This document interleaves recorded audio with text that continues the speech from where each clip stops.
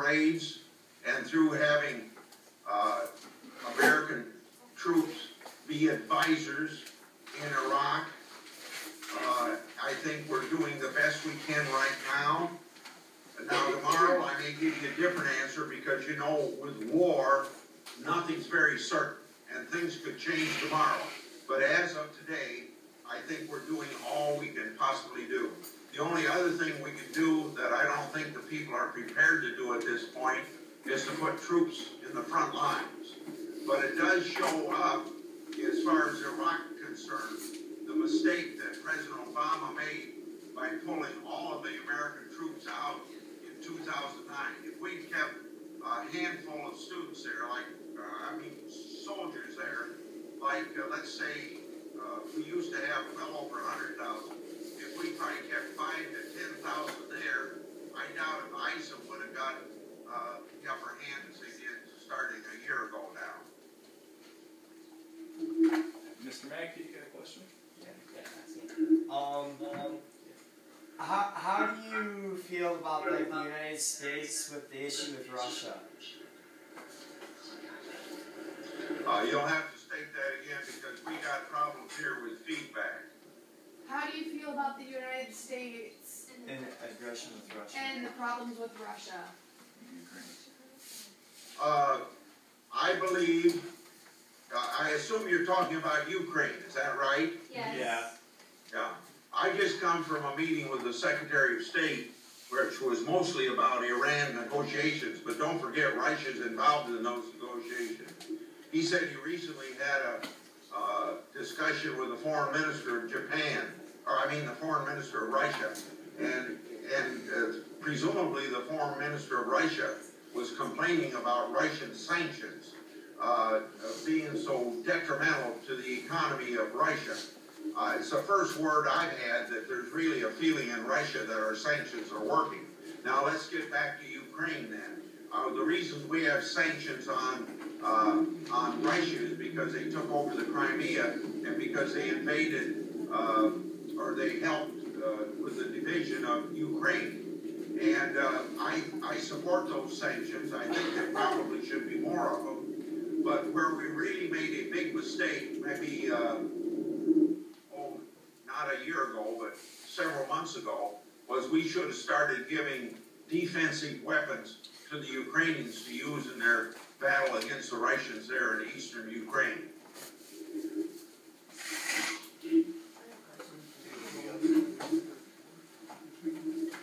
What are your thoughts on illegal immigration and granting amnesty and what we could do to prevent it? Immigration and illegal amnesty. Yeah. I'll give you a short answer because immigration could have taken up the whole half hour that I'm with you. Before we do anything on immigration, we got to secure the border. Because if we don't secure the border, and we do other things on immigration, we're never going to get control of our borders. That affects our national security. And it's not just a case of keeping undocumented workers out of the United States. It's a question of keeping potential terrorists coming that way into the United States. And maybe drugs and maybe cartels and underworld people coming in. So securing the border is much bigger than just keeping undocumented workers out.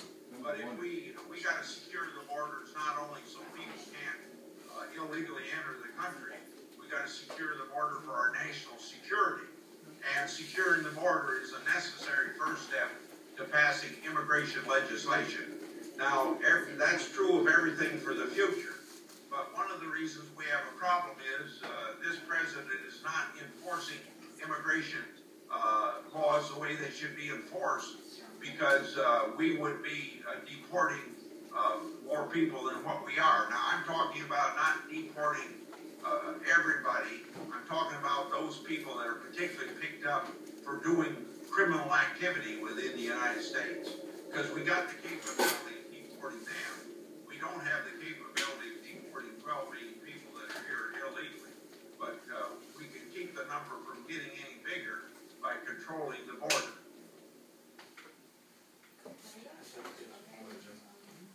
Why are you against gay marriage? I suppose suppose, because I support traditional marriage, and you can't support both. If you're a supporter of traditional marriage, you can't be for same-sex marriage. What is it that you do for annual budgeting plans? What is it that you do for annual budgeting plans? You mean the entire budget for the government? Well, let me answer your question with a step that we're taking this year. And if you want a follow-up question, I'll be glad to answer a follow-up question. But Senator Reid, running the United States Senate as a Democrat leader, the last 6 years only had a budget once in those 6 years. And the law that was passed in 1974 requires Congress to have a budget every year. So when Republicans ran in the last election and said we were going to take over, if we got control of the United States Senate, we were going to have a budget.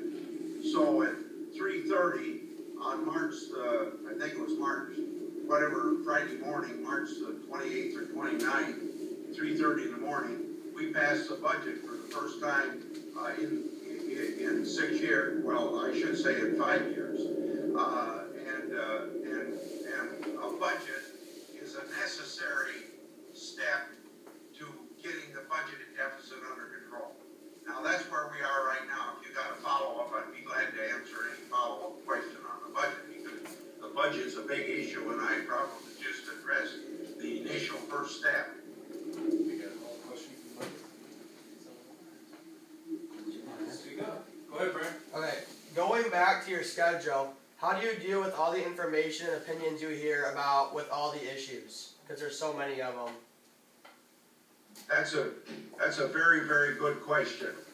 I have 6 people on my staff that divide all the subject matter of government up among themselves, so that every piece of issue that can come up, I would have their everyday studying their issues. I try to keep up on it by getting oral briefings from them. Usually each night I have some briefing papers to go over either before I go to bed at night, or most of that time I do between 6 and 8 in the morning when I come in. And then you want to remember that if it looks like big issues that we have to deal with, very complicated issues, you got to remember that a lot of these issues have been around for a long period of time.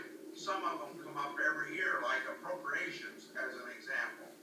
And so it's kind of incremental. It's not like you got to learn everything new every day. You learn some additional things, and you add to it, you add to it, you add to it. Now, obviously, you forget some things because you can't remember everything. But it's kind of an ongoing process. But I have good staff to help me. And if you came out here as an intern and you worked with them, you would know that it's probably doesn't seem as difficult as you might think it is back there in Sumner. Okay. Where do you see our country in the next 10 years? What do I see happening in the next 10 years? Well, it's pretty difficult to predict the future, but I guess that's what you're asking me to do. I would, and it's more difficult internationally than it is domestically, because we can pretty much control a lot of things domestically, except maybe natural disasters. But internationally, every country plays a very major role, and we could have goals for the next 10 years and they could be upset. But internationally, I see the United States, after we get a new president, resuming our leadership in the world community of nations, which I think we did for 60 years prior to this president, both under Republican and Democrat presidents, and I think we maintained, or we stopped World War III from happening. Now, we may be getting close to another world war, but I don't think that'll actually happen. I think we'll get a new president, and a new president will decide that we ought to lead from in front. This president's philosophy that he stated himself is that we ought to lead from behind. Well, if you lead from behind, you don't have any followers. And so it's very important nation that is that we try to lead. Now that's internationally. Domestically, I think I would answer your question this way, from a historical standpoint. Just in case your question comes from the standpoint that things look pretty sour now, and maybe not a very clear future. If I look back 230 years that our constitutions existed, and we've been independent, we've gone through a lot worse things than we're going through right now. And I see a recovery on the way, even though it was 5 years coming. But you know, I can't prove that to you, and you probably don't see it, and I'm not trying to impress you that you're wrong for thinking things could be better. Because they could be better. They will be better. Just remember, this is a strong nation based upon the principle of limited government. Because government isn't running everything. That's why we have a constitution that limits what the federal government can do. Because everything else can be done by you. And because of the strength of individual Americans and the free market system we have, and the ability of every American to make the best of himself instead of the government getting in the way of you doing the very best. That's what gives me hope for America over the next 10 years, and longer than that. I had one follow-up question to go along with what you said. The Iran nuclear deal, what is your take on, in your position, what's going on with that? Yeah. Well, I just got a briefing that was secured, and I can't talk about what I learned in that briefing. I learned more detail today than I thought we would get, and I think the negotiators are trying to do the best job they can in negotiating with the Iranians. But for me, it all boils down to whether you can trust the Iranians. And I should say not the Iranian people, but the Iranian government. And I think they've said so many things that they were going to do in the past that I'm very skeptical that if we even reach an agreement with them, that they will keep that agreement. Now, I think our secretary has said publicly, so I can say this, that he had previously said at our meeting.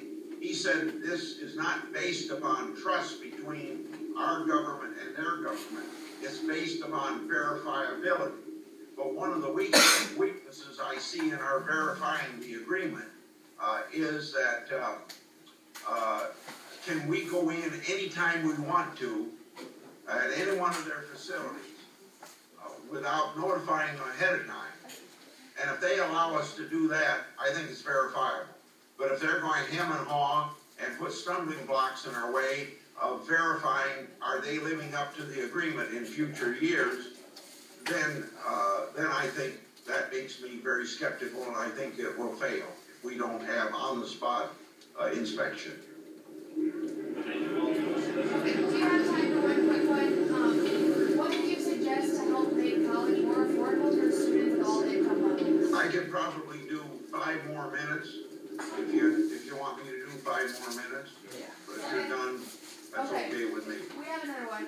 What do you suggest to help make college more affordable for students of all income levels? Yeah. Well, I think what would make colleges more affordable for everybody is that stop raising tuition 2 or 3 times the rate of inflation. It isn't justified. I mean, I can see keeping up with inflation, and you got to remember that most, at least state schools and very wealthy private colleges, probably have the ability to do that, but they go way beyond it. You know, one time, I won't name the private college in Iowa, but they raised their tuition to over $50,000. Well, why did you raise tuition over $50,000 a year? They were asked. And you know what they said? They said, well, all of our competition is raising their tuition above $50,000. And if we don't have as high a tuition as they have, we'll be considered a second-class college. Well, is that how you judge the ability of your college to train people? Isn't the success of a college based upon what your graduates do? So that sort of attitude has to change if we're going to make college affordable. Now, what we can do here at the federal level